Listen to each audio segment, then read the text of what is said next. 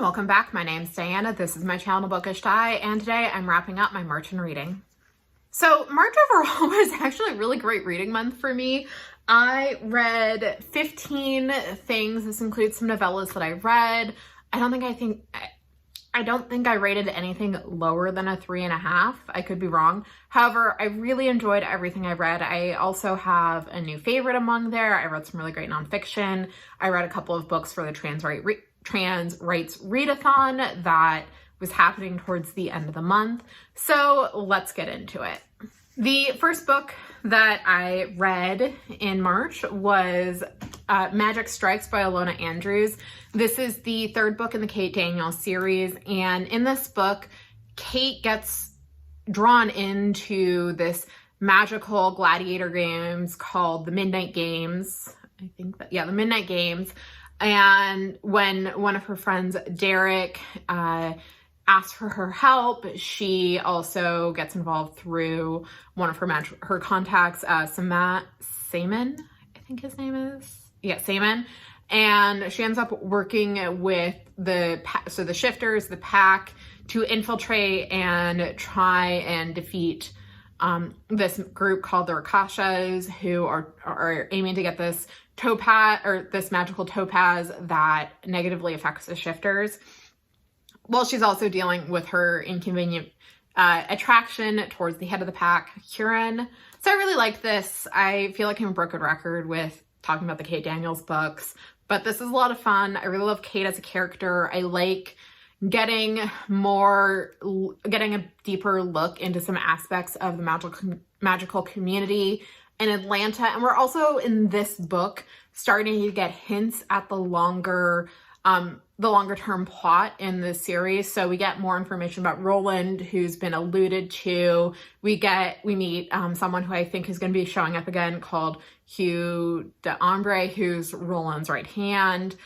We also get further development of Kate and Huron's relationship. I do respect that he respects her consent and her saying no to certain things. However, as with always, he is on thin ice. He does skirt too close to being an alpha hole at times. I also really like the developments with Kate and her friend Andrea, as well as Kate and some of the other members of the pack. Not Jim. Jim broke through the ice. We also meet a were-tiger named Dolly who can't see. She's like almost, I think, legally blind, or like very nearly there. And she's a delight. So yeah, I enjoyed this. I gave this 4 out of 5 stars. I've already read the 4th book for this month, but that is in April's wrap up. But yeah, this was a lot of fun. I really enjoyed it.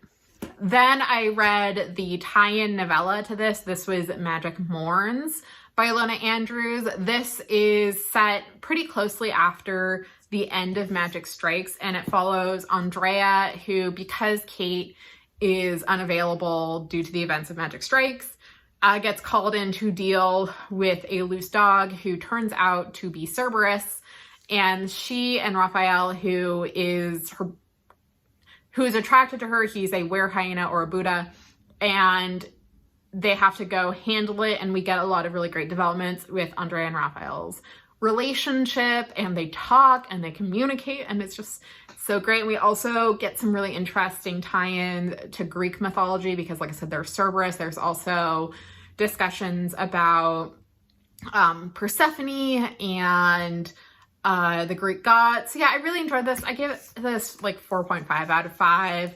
I can't talk too much about it because it is very spoilery for Magic Strikes as well as the series as a whole, but this was a lot of fun. I really enjoyed getting to know Andrea more. I know she has an entire book set after book 5, I believe, so I'm looking forward to that.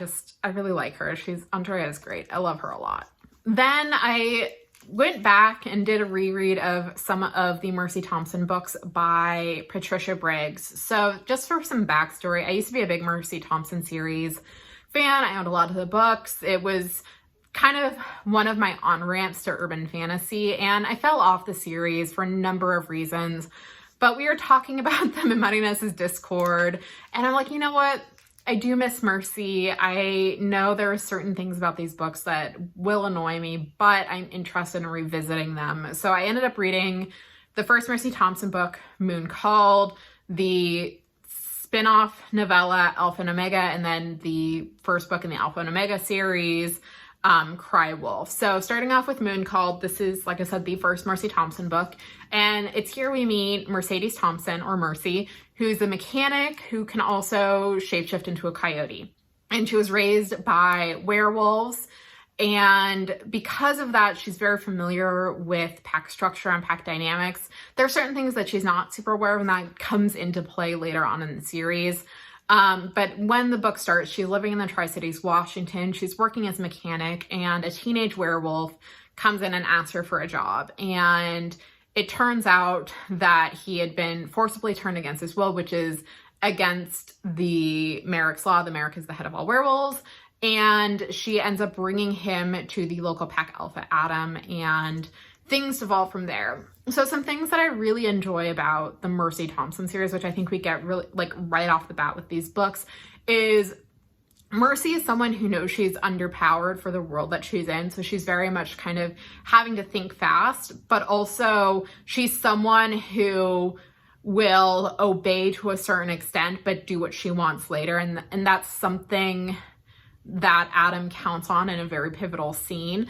I also really like how gung-ho Adam is about her.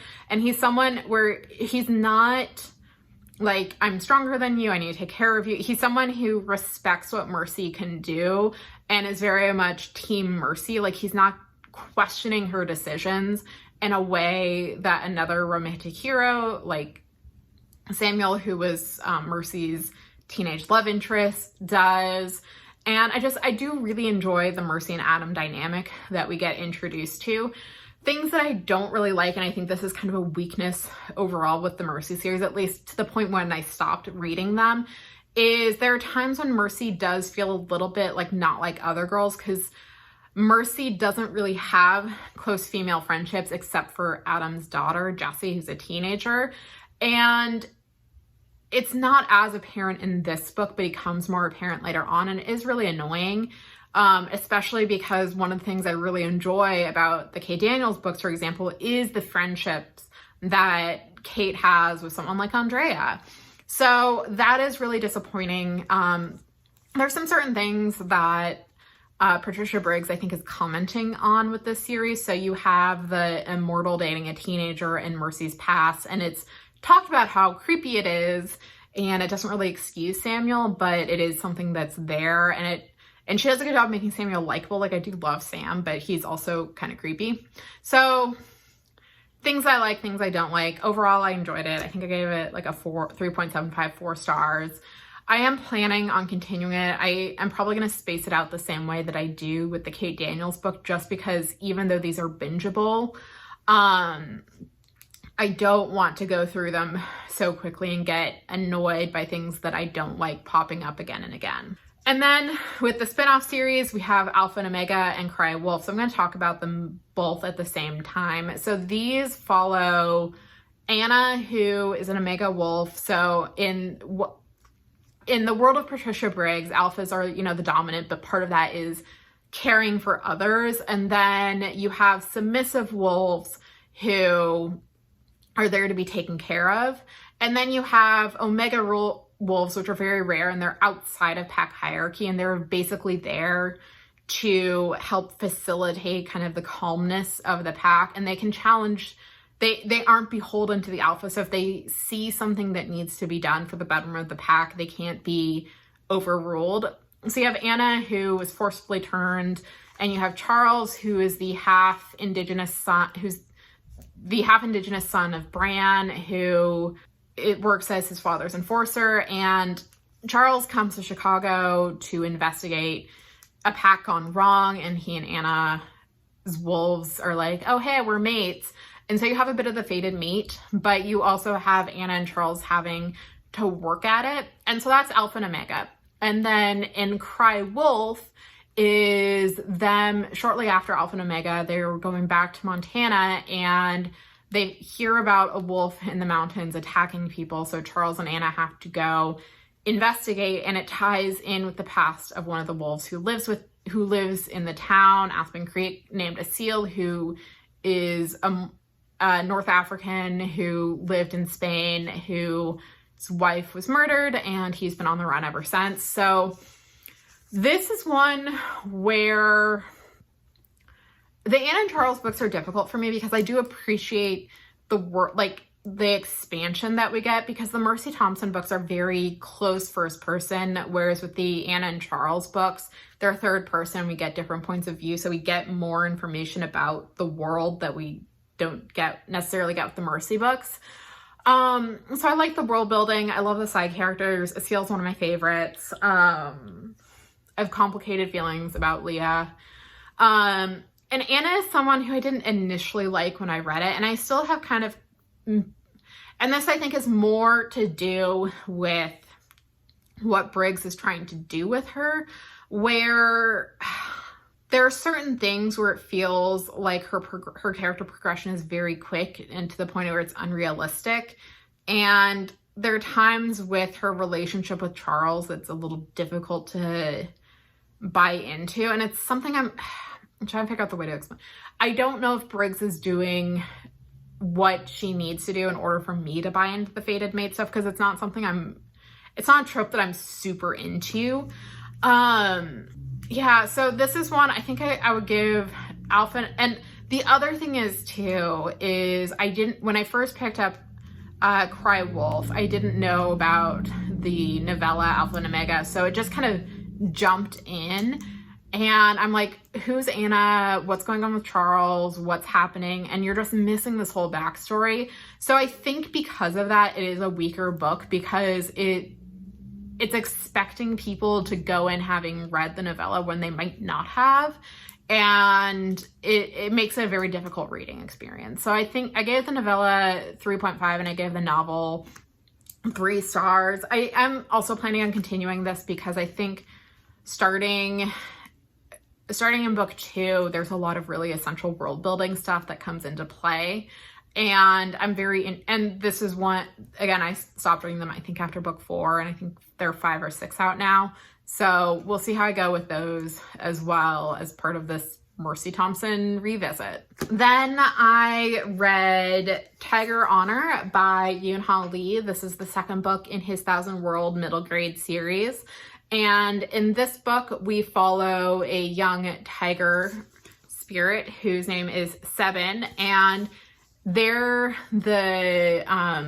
related to the antagonist in the first book, Dragon Pearl, and they find out that their uncle has been dishonorably discharged from the Space Force, and they're charged by their aunt, or by their grandmother, to join and help their uncle as needed. And so they become a cadet, and they end up being on a ship when an attack occurs led by their uncle, and they're thrown into prison, and they're trying to figure out, what do I owe my family versus what do I owe the people around me. So I enjoyed this. I really like Yoon-Ha Lee's middle grade writing. Seven is a very different protagonist than Min, who does show up in this book, whereas Min was very impulsive and really didn't think things through. Seven does. They're much more focused and much more kind of analytical in how they approach the situations.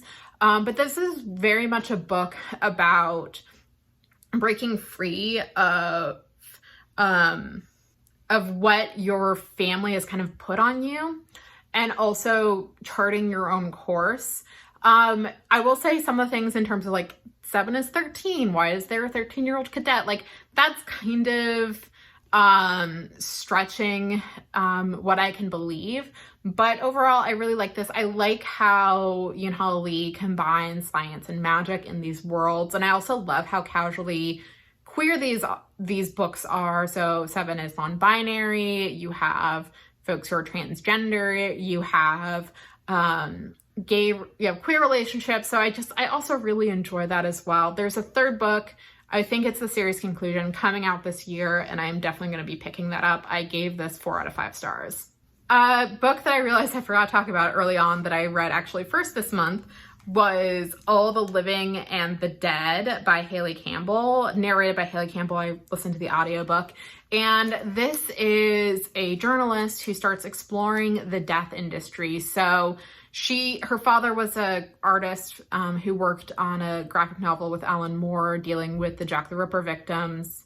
And she was always interested in death. And so she decided to, as I think for her book, to explore more about it. And so and it's specifically death in England and the UK, in the UK and in the United States. She's not really looking into death practices in like Latin America or other parts of Europe. It's like very specifically those two, and it's very specifically white death practices, or like white Christian death practices. It's not so much as to what Muslims do, what goes on with Latin Americans or indigenous folks. So it's very focused on that. And this includes talking with morticians, talking with people who handle body donations, cremation. And so just basically different people who work with different aspects of it. And as part of that, I think it's in a hospital morgue, and she gets really affected by a dead baby. So content warning for this book: death, dying, dead children, dead infants, miscarriages, descriptions of the death process. And this is kind of this trauma, I guess, that carries throughout the end of the book. So I really enjoyed this. I thought that the project of this book was very interesting. I thought that the way Campbell wrote the book and was talking about the different people and their different jobs and what they were doing was very interesting. I also really enjoyed getting to see kind of behind the curtains with like things that are essential for kind of how specifically Anglo societies process death or deal with the aftermath of it that we don't necessarily get to see. So what happens when you donate your body? What happens with cremation? What happens in a hospital? So I thought that was very interesting as well. This is I really enjoyed it. The audiobook is excellent. I gave this 4.5 out of 5 stars. I really recommend it, especially if you're interested in learning more about the death industry, both in the United States and the UK. The next nonfiction book that I read in March was, I think, a contender for a top book of 2023, and that is How the Word is Passed by Clint Smith III. This is a nonfiction book where Clint Smith goes to visit different places in the United States that have ties to slavery and goes into the history of those locations, and also talks about what those places, are doing now to kind of reckon with their history, or in the cases of certain places like Angola Prison or the Blandford Cemetery, how they're not reckoning with this. And so he goes to those places. He goes to Monticello. He does a walking tour in New York City, goes to New Orleans. This was an amazing book. This was absolutely beautiful. I listened to it on audiobook. It's narrated by Clint Smith, and he's a poet, and you can tell just the way that he structures his sentences and the way that he writes was just really beautiful. And he approaches the topic with a lot of empathy. He does a lot of going into some things that you might not know about the history of America and how it ties into the history of slavery, even after slavery officially ended. So talking about the Angola prison, for example, he goes into Jim Crow, he goes into Reconstruction, and how even after slavery ended, the white folks in power were still working to exploit African-American labor and bodies. And this is a very heavy book, but there's also a lot of really great pieces in there as well. And this was it was a really good book. Like, I'm not doing this book justice. This was just wonderfully written, wonderfully narrated. How he chose the different locations was really interesting. They all were very different, and they all tied in together really well. So he visits the Whitney Plantation, for example, which is one of the only museums that specifically focuses on the enslaved people. He goes to Monticello and talks about Jefferson, and talks about his enslavement of the Hemings family and how he raped Sally Hemings and had children with her that he kept in slavery. So it's a very good book. I would really recommend reading it. There's just a lot of really great information. I do think what's in there is especially important for understanding what's happening in the United States today and kind of getting a sense of how we got to the place where we are. So I gave this 5 out of 5 stars. It was wonderful. I would really recommend it for folks, especially the audiobook. The audiobook was just so well done. His narration was phenomenal. Then I did another reread. This was The Hunger Games by Suzanne Collins, narrated by Tatiana Maslany. So I actually reread The Hunger Games back in 2020. But we were talking about this in Marinez's Discord, and we were like, let's just do a Hunger Games reread. So we did, and this is still just a fantastic book. I really like how Suzanne Collins frames the story, how she gives you information. I love Katniss as a character and how she can be really stubborn and really difficult, but she's also very smart, and can figure certain things out on her own. I love her relationship with her sister, her relationship with Haymitch. Ruth's death scene made me cry again.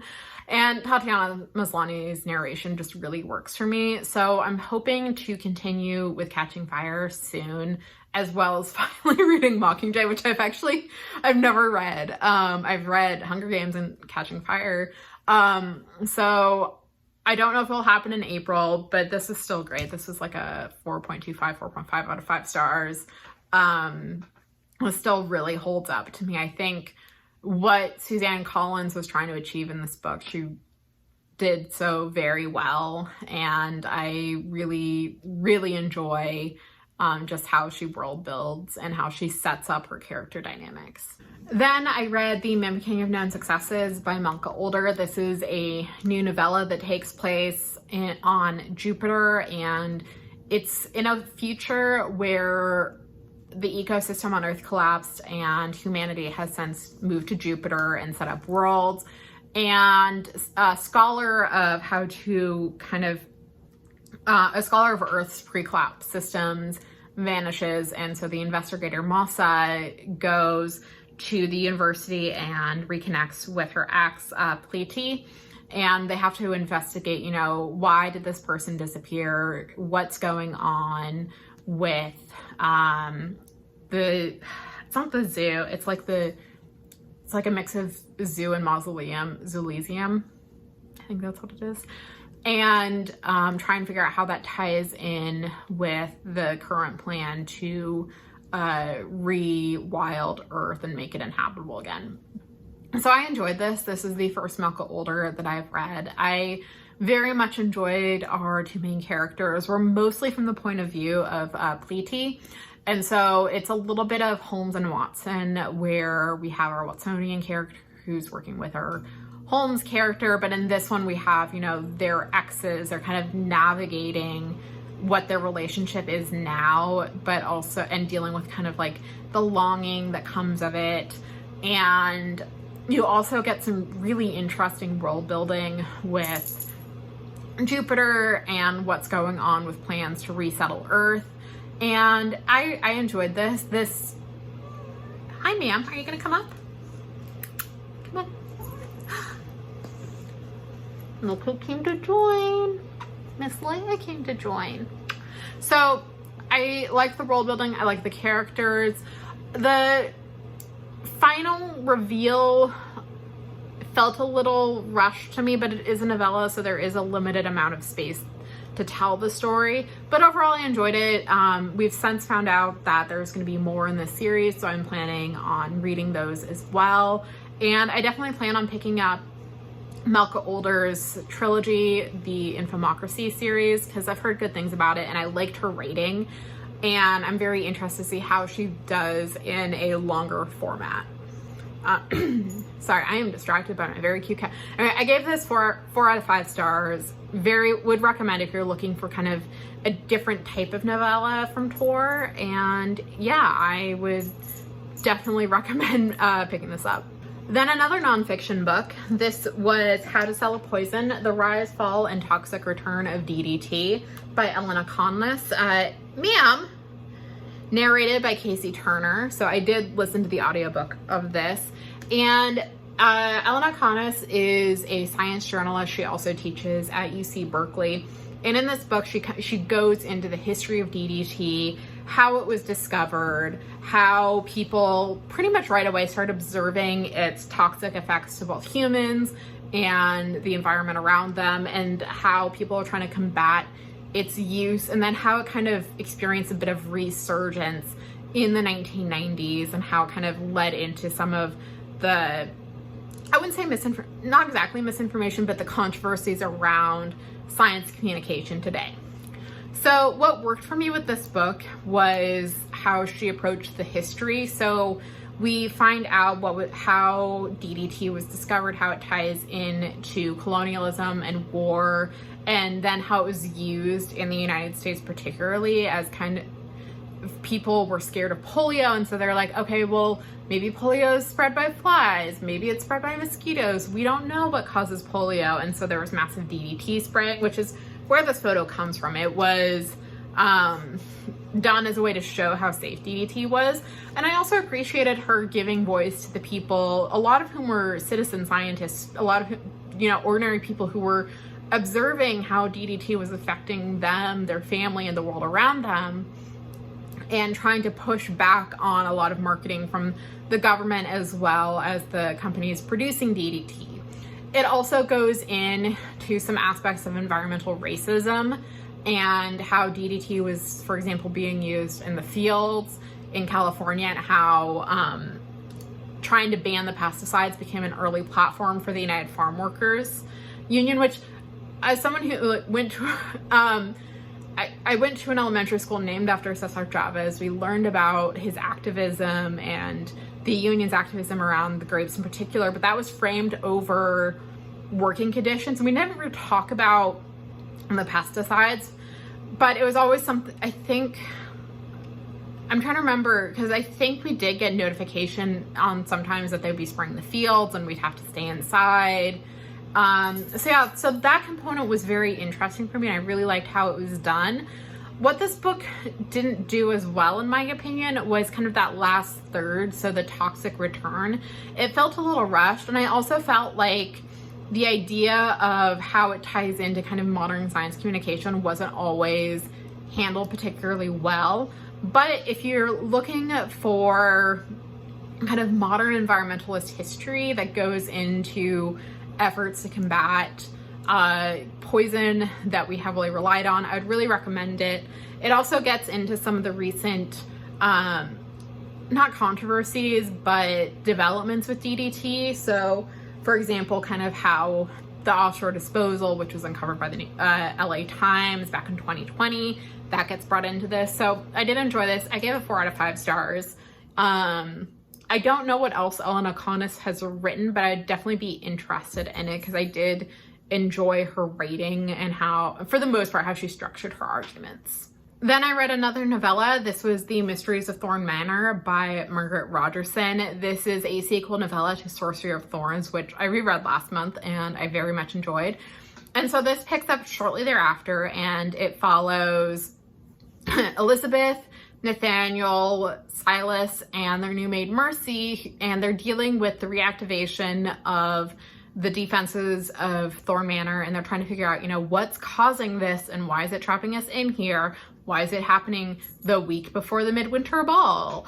And part of that turns out that Ancestor does not approve of certain developments between Nathaniel and Elizabeth, and it goes from there. So this was a lot of fun. We don't really see some of the characters that we met in Sorcery of Thorns, like Catrian. It's very much focused on the residents of Thorn Manor.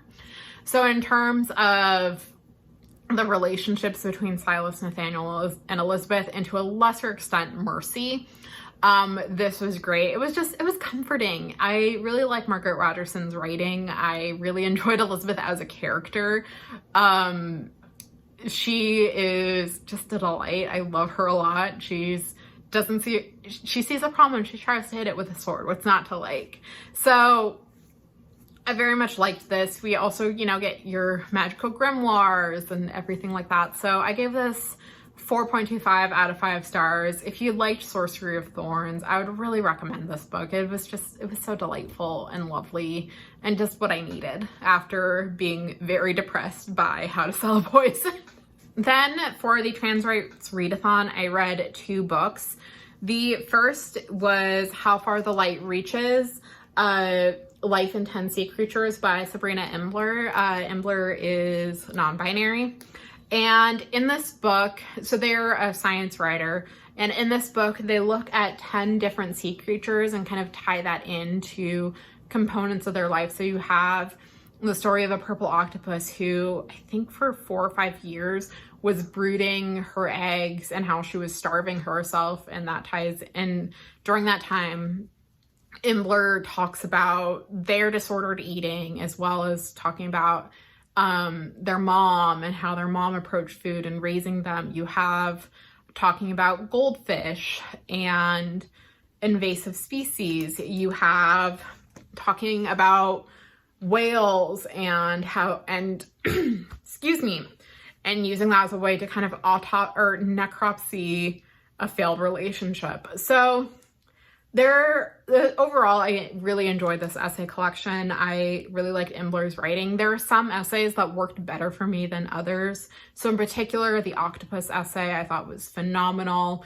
There's an essay on Chinese sturgeon that Imbler uses to kind of talk about their grandmother and their experiences as a young girl during World War II. There are others that don't work quite as well for me. But that's not to say they're bad. It just didn't hit the same way that other essays do. I will say ma'am, sorry. Leia's rubbing up against the tripod because she is being a menace to society. Anyway, content warnings for this book include sexual assault, discussions of rape, misgendering, gender dysphoria, homophobia, racism and xenophobia, disordered eating. But overall, I did really enjoy this. I thought this was a very well done essay collection. I actually, before I picked this up, had read something else Imbler had written. They had written a piece on Defector, and I can't remember exactly what it was, but I did like their writing there. And for folks who don't know, Defector is kind of a sports blog, or kind of a sports website, but kind of not. It used to be, it's the staff who used to write for, I'm completely blanking on the website, but it's owned by Geo Media. Anyway, I really like this writing. I would recommend it. I gave it 4.25 out of 5 stars. Then I read Her Majesty's Royal Coven by Gina Dawson. This is my Fairy Loot edition, so we got our really cool sprayed edges. We got our really cool naked hardback. Anyway, so this is a book following 4 women who grew up together, who fought in a war together, and who've since kind of scattered. So you have Neve, who is a twin, and you don't find out what happens to her twin Kira until later. But she's left Her Majesty's Royal Coven and is living as a vet. You have Helena, who's now the High Priestess of the Coven. You have Lonnie, who has broken off and founded her own coven for BIPOC witches, gender non-conforming witches, trans witches. So basically anyone who doesn't fit kind of the white, cis, straight group in Her Majesty's Royal Coven. And then you have Elle, who is living as a mom, and she's married a mundane, and her daughter, she only has a daughter and a son, turns out to be a witch. And what kicks off this book is there's a young warlock, Theo, who Helena is concerned is the cursed child. And Neve offers to take custody of Theo, and it turns out Theo is actually trans, she's a witch, and it leads to a series of events where Neve, Elle, and Lonnie are against Helena and the Coven. So this was a lot of fun. I really enjoyed this. So I might do a full review of this, but what I really enjoyed about this book is it's taking aim at a very specific type of white middle-class feminism. And it's basically saying TERFs would rather make deals with demons and implode and burn down the world instead of accepting trans women. And that's Helena. Helena is, and this, you know, kudos to Dawson for writing this. Helena is just one of the most vile people, and like you're in her head at certain parts, and it just, I hated it. I hated Helena so much, which is exactly what Dawson was going for, I think, and it worked incredibly well. Helena was just this absolutely vile character. On the other hand, you have Neve, who, you know, takes Theo in, and she's like, no, Theo is a witch. Theo is someone that we should be like, even if she wasn't a witch, she's someone who's clearly been traumatized, has been dealing with a lot of shit, and is someone who needs care and protection. And then you have Elle, who is, you know, trying to sort out her life, and you have Lonnie, who has moved away from the Coven but finds herself drawn back in. So I really liked those characters. I like the world building and how it's not just like white middle class or like white magic. You also get discussions of different magic traditions in different parts of the world. You get discussions on how colonialism affected that, and like what's going on with like witches in the United States, but also Japan and Jamaica. So that really worked for me. Some things that I think could have done better for me with this book is I would have liked to maybe get something like more insight from Theo, because it is very focused on these 4 witches. I also think that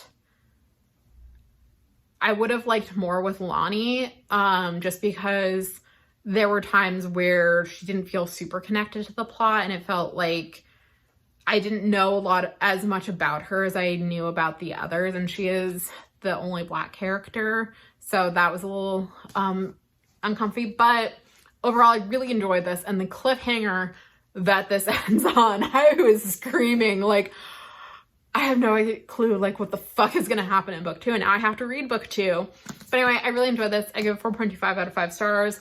Definitely gonna pick up the sequel. I would really recommend it if you're looking for like a modern magic that is very pro-trans folks and is just taking like a very critical look, or a very pointed look at some of the rhetoric in the United Kingdom. And then the final book that I read in March was Still Life with Bones, Genocide, Forensic, and What Remains by Alexa Hagerty. So Alexa Hagerty is a forensic anthropologist. She is currently working on topics related to artificial intelligence and surveillance and how that can affect human rights. So this is a book going into her experience in field school in Guatemala and Argentina, and working with 2 different organizations that are exhuming victims of genocide. So in Guatemala, she was collecting testimonios. So the testimony of the survivors of the genocide, mostly indigenous Maya, who were targeted by the military and paramilitaries, and her experiences working in the field there. And then in Argentina, primarily working with a group that was exhuming bodies from a well in Tucumán. So that's in the northwest part of the country. And it goes into the histories of those 2 countries, how those militaries were backed by the United States and the CIA, and how they committed mass atrocities. And it also goes into what's happening now in terms of exhumation, in terms of accountability or lack thereof, and what the road ahead is, and also how people respond to these mass atrocities and what happens afterwards. So this was a very good and difficult book. It does not pull punches in terms of describing what happens to the dead. So content warnings, genocide, mass graves, exhumation, decomposing bodies. There's a lot in here. I think for me, the parts that worked best were when Hagerty was talking with the survivors and letting them tell their stories and letting them explain, you know, not only how they survived, but how they're processing. So talking about what their rituals are, she goes into, you know, what the goals of the exhumations are, but also what happens when there is no body, what happens when when you don't find the body, because the way the math is, a lot of bodies will not be found. So that worked really well for me. It also goes into some history that I didn't know about. So particularly with kind of the trials and the attempts at accountability. Some things that didn't work quite as well for me, and this I really know is because I was reading the ebook and instead of listening to it, and maybe had I been listening to it, it wouldn't have been so stark. Hi, ma'am. But there are some really awkward paragraph breaks where you'd have like the description, like an interjection that might be like a paragraph or two that were really short, and then like continuing, and it really disrupted the flow of the book for me. I also found that there were certain points where the author was like the way that Hagerty was writing felt like very descriptive for the sake of being descriptive. Hi, ma'am. And it didn't always work for me. So, and it also is this white American going in and kind of inserting herself, especially in Guatemala. So I don't know how you feel about, like, for me, it worked, like, just the way the book was written worked, but you might have different feelings on it.